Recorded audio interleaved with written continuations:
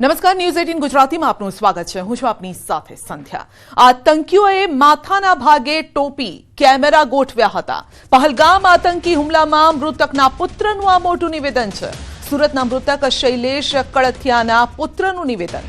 શૈલેષ કળથિયાના પુત્ર નક્ષે જણાવી છે આપ વીતી. રસ્તો ખરાબ હોવાથી ઘોડે સવાર થઈ ગયા હતા અને આતંકીઓ પૈકી એકની દાઢી બહુ જ મોટી હતી. તમામના માથાના ભાગે ટોપી અને કેમેરા હતા. હિન્દુ મુસ્લિમ અલગ થઈ જાઓ તેમ કહ્યું. જે બાદ હિન્દુઓને ગોળી મારવામાં આવી. જે બાદ અમે દોડીને નીચે ભાગી આવ્યા હતા. કલમા બોલવાનું કહી આતંકીઓ તૂટી પડ્યા. ફાયરિંગનો નજારો જોઈ અમે ગભરાઈ ગયા હતા. તો આ નિવેદન આપ્યું છે આતંકી હુમલામાં જેનું મોત થયું છે તેમના પુત્રએ. તો આંખો દેખી આપ વીતી તેણે વ્યક્ત કરી છે અને આ સાથે જ તેણે એ કયા પ્રકારનો મંઝર જોયો છે સાંભળો તેના જ મુખે. जैसे पहुंचे ना हमें भूख लगी थी तो हम खाना खाने के लिए गए. अचानक से वो कुछ गोलियों की आवाज आई. हम सब भागे. लोगों नहीं आवतो इतने टाइम में वो टेररिस्ट लोग हमारे सामने आ गए और वो बोले मुसलमान अलग हो जाओ और हिंदू अलग हो जाओ. और हिंदुओं को सारे गोली मार जेंट्स को लगा और बाद में वो कहीं गायब हो गए और हम भाग के नीचे आ गए. उतर के बुरा भाग.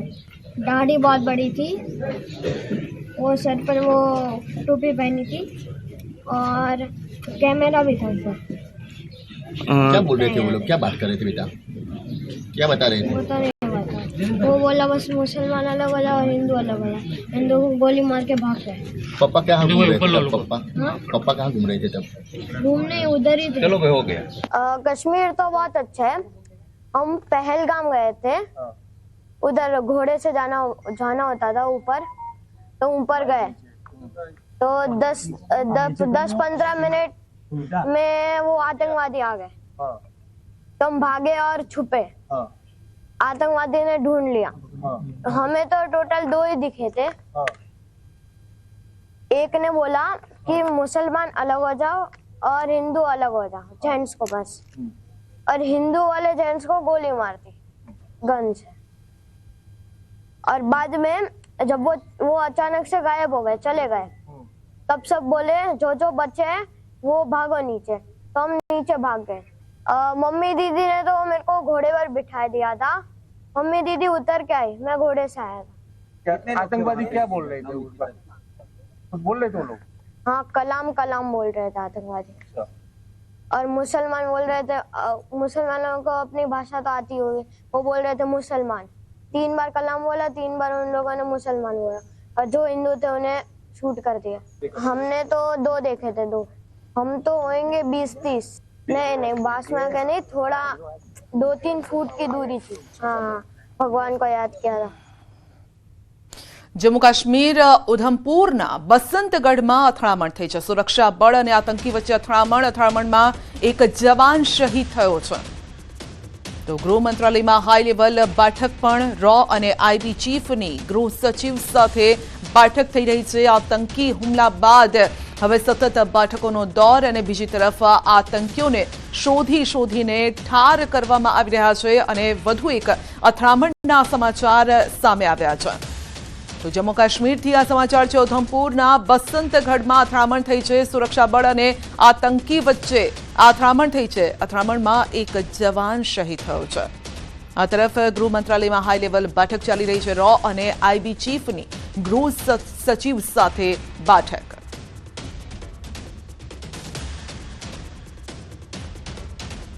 देखिए, मैं आपको दिखाने की कोशिश करूंगा. ये देख सकते हैं आप किस तरीके से कॉर्डन सर्च ऑपरेशन लगातार जारी है. सीआरपीएफ यहाँ पे लगी है, सेना और पुलिस लगी हुई है. आप देख सकते हैं कि हर तरह से यहाँ पे आप देख सकते हैं कि किस तरीके से पेट्रोलिंग हो रही है, किस तरीके से पता लगाने की कोशिश की जा रही है कि जिन मिलिटेंटों ने ये अटैक किया वो कहाँ थे, कहाँ से भागे। ये देखिए हर तरफ से यहाँ पे यही सूरत हाल देखने को मिल रही है कि चप्पे चप्पे पे सुरक्षा बलों को तैनात किया गया है, चप्पे चप्पे पे कॉर्डन एंड सर्च ऑपरेशन चलाया जा रहा है। जहाँ से भी हम नज़र दौड़ाएंगे ये देखिए पूरा एरिया जो है उसको घेरे में लिया गया है और ख़ास तौर से सीआरपीएफ की बहुत ज़्यादा प्रेजेंस यहाँ पे है।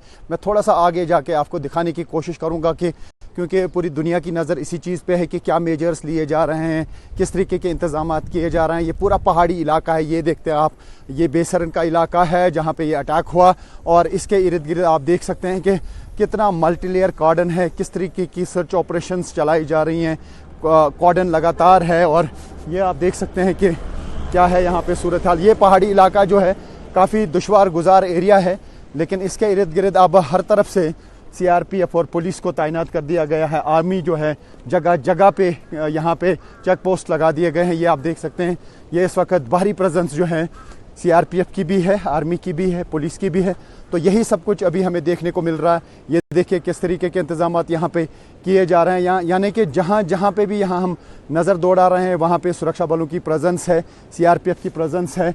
और ये देखिए ये कॉर्डन लगातार यहाँ पे चल रहा है और ये सूरत हाल हम कल से लगातार देख रहे हैं क्योंकि अभी मामले की इन्वेस्टिगेशन की जा रही है और ये पता लगाया जा रहा है कि इन जंगलों में कहाँ पर वो छुपे हैं जिन्होंने ये अटैक किया और आखिर वो कहाँ से आए थे, उनका मंसूबा कहाँ पे बना, इस तरीके से किस ये जो इतनी किलिंग्स की गई वो उसमें कैसे कामयाब हो गए।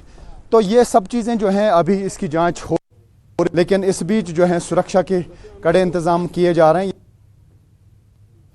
તો ત્યારે જમ્મુ અને કાશ્મીરના અલગ અલગ જે વિસ્તારો છે ત્યાં સુરક્ષા બળોની તહેનાતી છે અને સુરક્ષા બળો નજર રાખીને બેઠા છે જો આ પ્રકારના આતંકવાદીઓ ફરી કોઈ આ પ્રકારની હુમલાની જો મંશા રાખતા હોય તો હવે તેમાં તેઓ ફાવી નહીં શકે। જો કે ગ્રાઉન્ડ ઝીરો પર અમારા સહયોગી રૂબિકા પણ પહોંચ્યા છે અને ત્યાંથી તેઓ રિપોર્ટ આપી રહ્યા છે।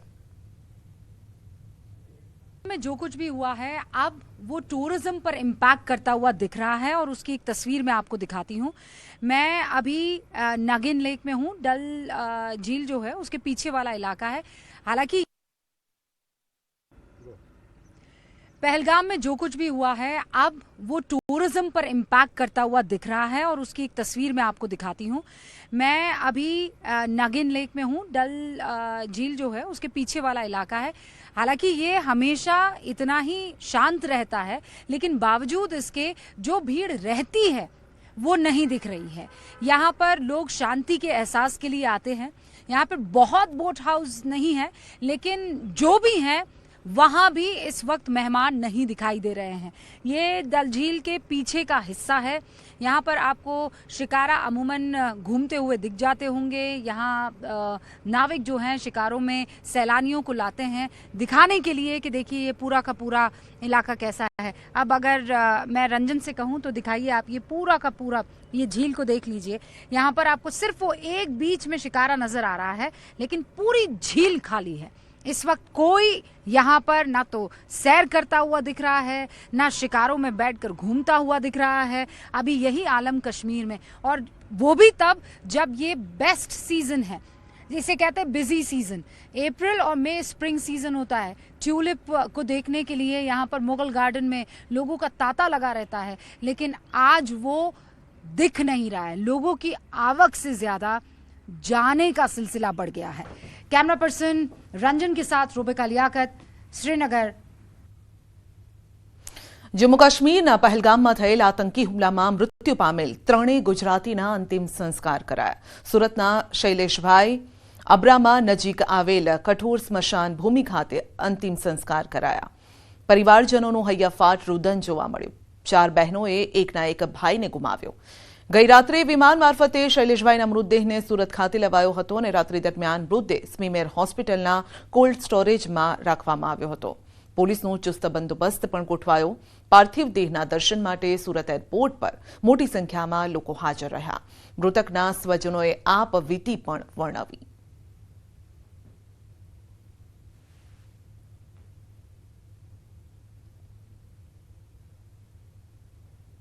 આતંકવાદી હુમલામાં સુરતના શૈલેષભાઈને ગોળીબાર તેમની મોત થયું હતું, ત્યારે તેમની અંતિમ યાત્રામાં શહેરના નામી ઉદ્યોગપતિઓ જોડાયા હતા. ખાસ કરીને ડાયમંડ ઉદ્યોગ સાથે જોડાયેલા દિનેશભાઈ નાવડિયા આપણી સાથે છે. તેમનો દ્વારા એક જાહેરાત કરવામાં આવી. સીધા વાત કરીએ દિનેશભાઈ, જાહેરાત કરવા પાછળનું કારણ ને શું જાહેરાત? સમગ્ર ભારતની અંદર 2 દિવસ પહેલાં કાશ્મીરની અંદર બનેલી આતંકવાદી ઘટનાના કારણે 28 હિન્દુ સમાજના લોકોએ પોતાનો જાન ગુમાવ્યો છે. એમાં અને એક પરિવાર એટલે શૈલેષભાઈ કળથિયા એ સુરત શહેરની અંદર પોતે અહીંયા રહેતા હતા અને હાલ મુંબઈની અંદર એ SBI બેંકની અંદર સર્વિસ કરતા હતા. એમના બંને બાળકો મુંબઈની અંદર અભ્યાસક્રમ પ્રાપ્ત કરતા હતા, પરંતુ હવે જો એમનો પરિવાર સુરત શહેરની અંદર સ્થાયી થશે તો એમને બાળકોને સંપૂર્ણપણે ભણાવવાની જવાબદારી આશાદીપ ગ્રુપ ઓફ સ્કૂલ દ્વારા અમે ઉઠાવી રહ્યા છીએ અને એ બાળકોને જ્યાં સુધી ભણવું હોય ત્યાં સુધી આશાદીપ ગ્રુપ ઓફ સ્કૂલ એમને મદદરૂપ થશે.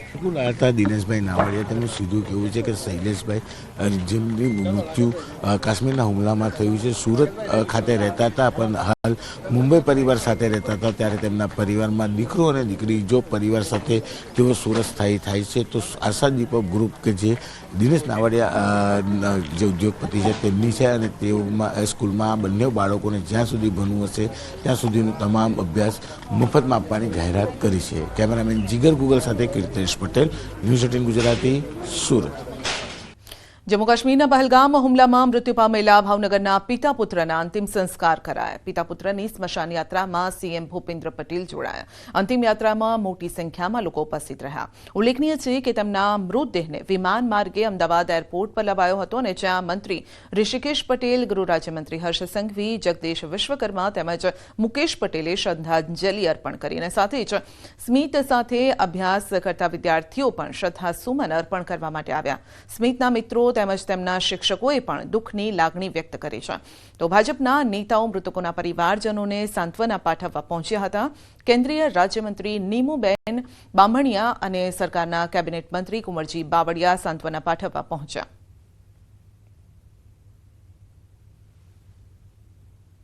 અમે શ્રીનગરથી અમે જતા હતા ફરવા. 2 દિવસનો પ્રોગ્રામ હતો અને પછી અમે ઉપર ટિકિટ લઈને ગયા એટલે બે ત્રણ ફાયરિંગ, પહેલા તો 2-3 મિનિટ થઈ એટલે ફાયરિંગ થયું અને પછી ફાયરિંગ થઈને હજી ઘડીક રૂકી ગયું અને પછી બધાને વાગવા મળી ગોળીઓ. એમાં 1.5 ભાગમાં મારા ફુવાને અને મારા સ્મિત ભાઈને બેને વાગી ગઈ ગોળીઓ ને અત્યારે એ નથી. શું ઘટના શું ઘટી હતી? તમે ત્યાં સાક્ષી હતા, કેવી ફાયરિંગ થતું હતું, તમે ક્યાં હતા ત્યારે, અને તમે કેવી રીતે આખી ઘટનાને ટેકલ કરીને બચાવ થયો તમારો? મારો તો બચાવ મેં ખુદે કર્યો ને મારા ફઈનોએ કર્યો. મેં મારા એકલા ફઈનો નીચે ઉતાર્યા અને ઘોડામાં બેહાડીને ઉતાર્યા. મુખ્યમંત્રી સાથે તમે વાર્તાલાપ કરતા હતા, એમને શું કીધું, શું સમજાવ્યું કે સમગ્ર ઘટના મુદ્દે તમે વાર્તાલાપ કરતા હતા, શું કીધું? એ બધા આતંકવાદીને જલ્દી ખોજી કાઢશે ને ત્યાં મોટું કારણ એ હતું કે ત્યાં આર્મી નહોતી ને બહુ જ પબ્લિક હતું. સાર્થક, તમે જે સમગ્ર ઘટના જોઈ છે, કેટલા લોકો આ ફાયરિંગ કરતા હતા અને ત્યાં કેટલા લોકો વચ્ચે આ દોડધામ થતી હતી, શું હતું? એ ચારેય કોરથી ફાયરિંગ થતું હતું. એટલે તમે ક્યાં હતા ત્યારે આ ફાયરિંગ? ગેટ આગળ જ હતા. ચોક્કસથી તો તેઓ ગેટ આગળ હતા, આ ફાયરિંગ થતું હતું, તેમાં તેમણે પોતે તો બચાવ કર્યો છે, પરંતુ તેમની સાથે તેમના ફૂઈ હતા, એ ફૂઈનો પણ તેમને બચાવ કર્યો છે અને તેમને અત્યારે હાલ તેમના મિત્ર ગુમાવવાનું રંજ જે છે તે વ્યક્ત કરી રહ્યા છે. ખેંગાર રાઠોડ સાથે ગૌતમ શ્રીમાળી, ન્યૂઝ 18 ગુજરાતી, ભાવનગર. પહેલગામ આતંકી હુમલાને લઈ કેન્દ્રીય મંત્રી CR પાટીલનું મોટું નિવેદન છે. આતંકવાદને પ્રોત્સાહન આપતા દેશમાંથી આવેલા લોકોએ ભારત છોડી દેવું જોઈએ. આવા લોકોની ભારતમાં કોઈ જરૂર નથી. આવા લોકોને તાત્કાલિક અહીંથી રવાના કરવા જોઈએ. આવા લોકોનું અહીં કોઈ જ કામ નથી. આતંકવાદીઓએ ધર્મ પૂછી ટાર્ગેટ મુજબ હત્યા કરી છે અને એવી કડક સજા કરાશે કે બીજી વખત કોઈ આવી હિંમત ન કરે. આવા અમાનવીય કૃત્ય વિરુદ્ધ આખો દેશ એક થઈને ઊભો છે.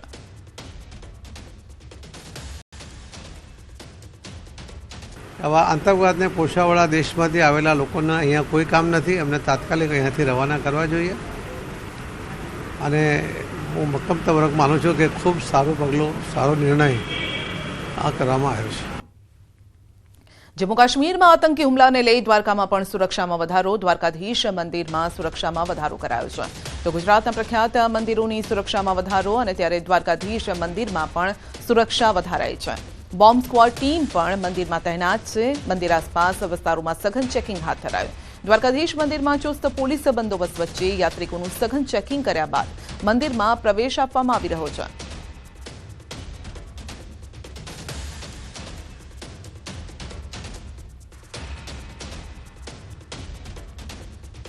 જમ્મુ કાશ્મીરના પહેલગામમાં થયેલા આતંકી હુમલાના પગલે સોમનાથ મહાદેવ મંદિરની સુરક્ષા પણ વધારાઈ છે.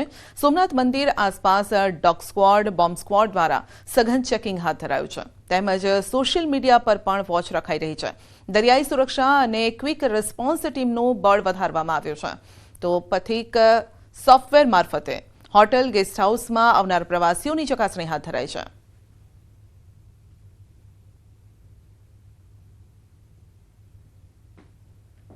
તમામ એન્ટ્રી એક્ઝિટ પોઈન્ટ ઉપર રેગ્યુલર ચેકિંગ ચાલે જ છે, પણ અમે છેલ્લા 2 દિવસથી ચેકિંગ વધારી દીધું છે. મંદિરનું માટે થઈને BDTS ને એક્સ્ટ્રા ટીમો મૂકવામાં આવી છે. ક્વિક રિસ્પોન્સ ટીમ વધારવામાં આવી છે. સાથે સાથે રાતનું જે પેટ્રોલિંગ છે એમાં પણ વધારો કરવામાં આવ્યો છે. અને મંદિરની કારણ કે કોસ્ટલ એરિયા છે આખો અમારી પાસે, કોસ્ટલ એરિયામાં પોલીસની બોટ દ્વારા પેટ્રોલિંગ અને બાકીની જે આવજા કરતી બોટો છે એ બોટોનું સરપ્રાઇઝ ચેકિંગ આજથી ચાલુ કર્યું છે. પહેલગામ આતંકી હુમલા બાદ સરહદી જિલ્લા કચ્છમાં પણ સતર્કતા વધારાઈ છે. કચ્છમાં આવેલી ભારત પાકિસ્તાન બોર્ડર પર વધારાઈ છે સુરક્ષા. કચ્છ જિલ્લામાં સુરક્ષા એજન્સીઓ એલર્ટ પર છે. બોર્ડર પર આવેલા તમામ સ્થળોએ સઘન ચેકિંગ હાથ ધરાયું છે. કચ્છના પ્રવેશ દ્વાર આડેસર હાઈવે પર ચેકિંગ હાથ ધરાયું. જિલ્લામાં પ્રવેશતા તમામ વાહનોનું ચેકિંગ કરાયું છે. આડેસર ચેકપોસ્ટ પર વાહનોનું સઘન ચેકિંગ હાથ ધરાયું છે. કચ્છ બોર્ડર પર સુરક્ષા એજન્સીઓએ વધાર્યું છે પેટ્રોલિંગ.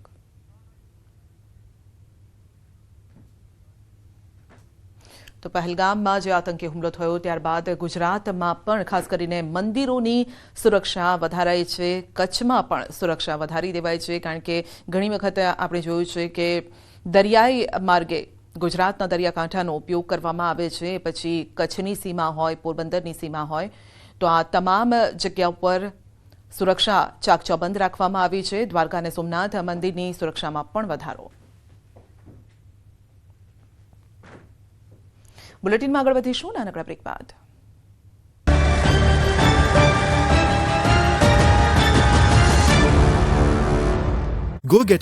પહલગામના હુમલા અંગે પીએમ મોદી એક્શન મોડમાં હોય તેવું લાગે છે. આ હુમલાના સમાચાર મળતા જ તેઓ સાઉદી અરેબિયાનો પ્રવાસ અધવચ્ચે છોડીને દેશ પરત ફર્યા.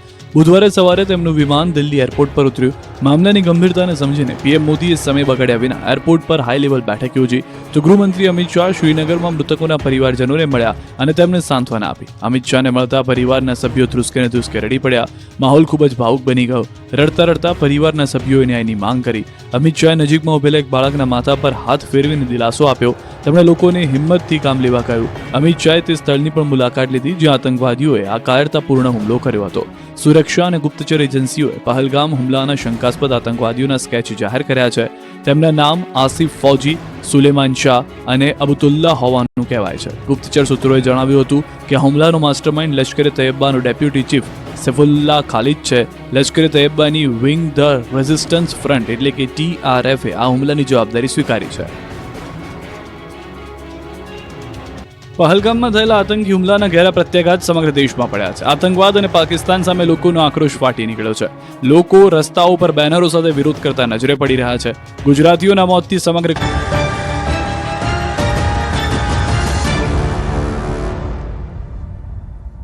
પહેલગામમાં આતંકી હુમલાને લઈ સમગ્ર દેશના નાગરિકોમાં રોષ છે. દાહોદમાં આતંકી હુમલામાં મૃત્યુ પામેલા 27 લોકોને શ્રદ્ધાંજલિ અપાઈ. મુસ્લિમ સમાજે પણ આ ઘટનાને કડક શબ્દોમાં વખોડી કાઢી છે.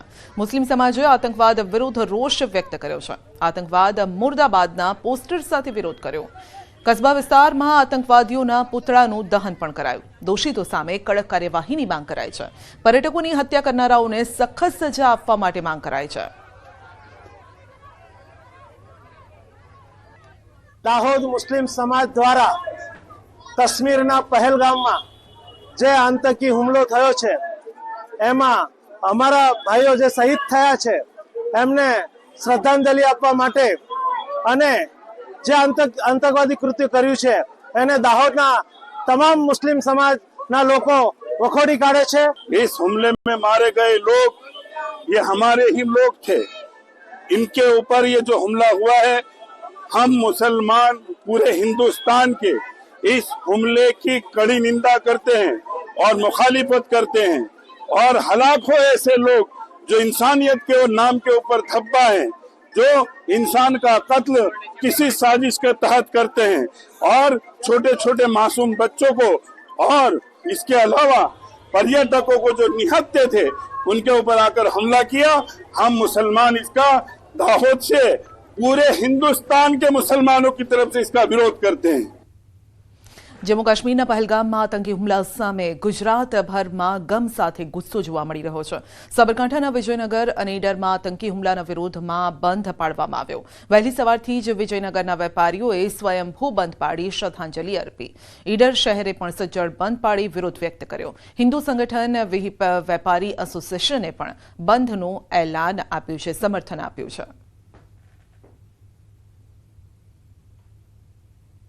પહેલગામમાં થયેલ આતંકવાદીના હુમલાના વિરોધમાં આજે ઈડર નગર સતત બિલકુલ બંધ રાખવામાં આવેલ છે।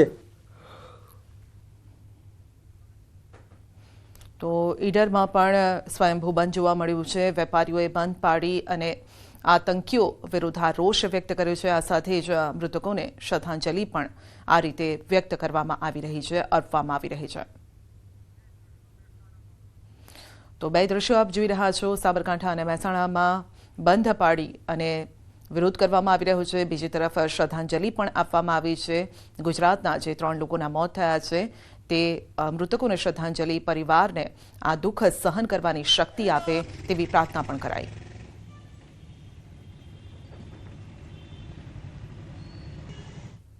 તો કેટલાક ગુજરાતી પ્રવાસીઓ જમ્મુ કાશ્મીરમાં પ્રવાસે છે, જેઓ પણ પોતે સુરક્ષિત હોવાનો વિડીયો શેર કરી અને દાવો કરી રહ્યા છે। અને હાલ જામનગરના પરિવારના પ્રદીપભાઈ રાવલ અને તેમનો પરિવાર હેમખેમ હોવાનો દાવો કરાયો છે।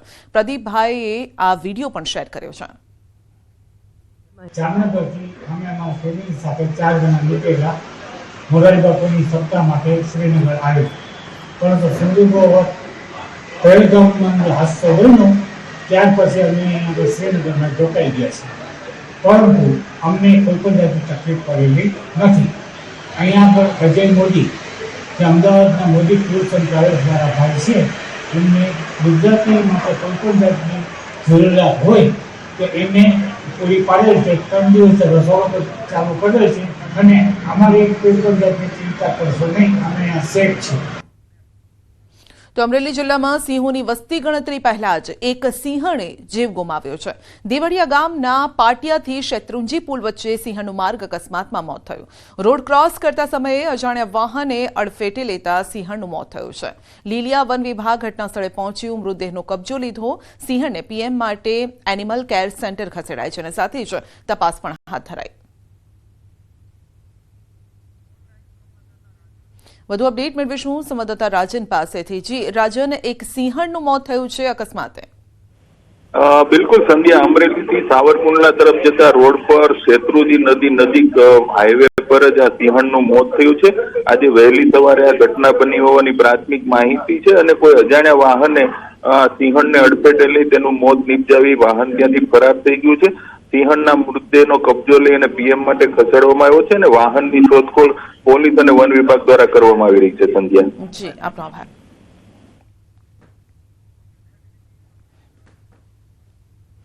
અમરેલી ધારીમાં વન વિભાગની સરકારી જીપે છકડો રિક્ષાને અડફેટે લેતા રિક્ષા પલટી મારી ગઈ। ધારીમાં ચલારા રોડ પર અકસ્માતની આ ઘટના, રિક્ષામાં સવાર 2 વ્યક્તિ ઘાયલ થયા છે, હોસ્પિટલમાં ખસેડાયા છે। અકસ્માતનો બનાવ સીસીટીવીમાં કેદ થયો છે।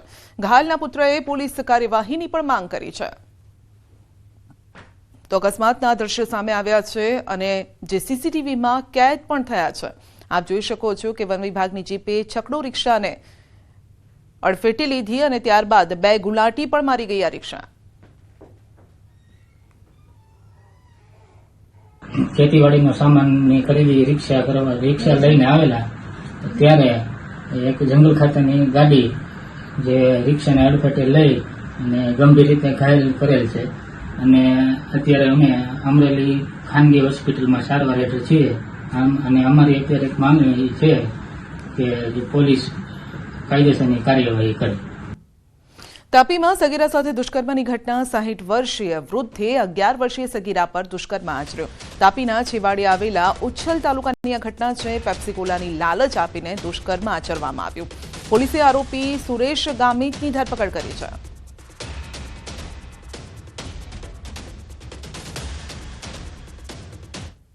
વર્ષની બાળા જે એક દુકાને વસ્તુ ખરીદવા માટે ગઈ તે વખતે આરોપી નામે સુરેશભાઈ નુરજીભાઈ ગામિત ઉંમર વર્ષ 60ના તેઓ દુકાનની અંદર હતા અને આ દીકરી પેપ્સી કોલા લેવા માટે ગયેલી તે વખતે આ બાળાને ઘરમાં બોલાવી અને આરોપીએ દુષ્કર્મ આચરેલ.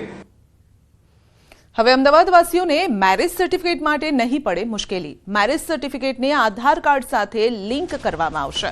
આધાર કાર્ડના આધારે જ મેરેજ સર્ટિફિકેટના નામ લખાશે. એમસીની સ્ટેન્ડિંગ કમિટીમાં આ ચર્ચા કરાઈ છે. મેરેજ સર્ટિફિકેટ અને અન્ય ડોક્યુમેન્ટ અલગ અલગ હોવાથી આ મુશ્કેલી પડતી હતી. અમદાવાદ મ્યુનિસિપલ કોર્પોરેશને રાજ્ય સરકારને કરી છે રજૂઆત. રાજ્ય સરકારની મંજૂરી મળતા જ આગામી સમયમાં આ નિયમ લાગુ કરાશે.